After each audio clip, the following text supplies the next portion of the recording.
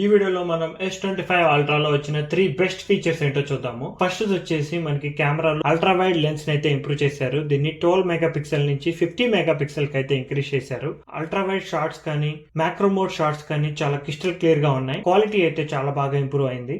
Second best feature వచ్చేసి మనకి performance అన్నమాట. స్నాప్డ్రాగన్ 8 ఎలైట్ చిప్ 8 Gen 3 తో పోల్చుకుంటే మనకి మోర్ దెన్ 40% ఇంప్రూవ్మెంట్ అయితే ఉంటుంది. One of the best chip sets అని చెప్పుకోవచ్చు.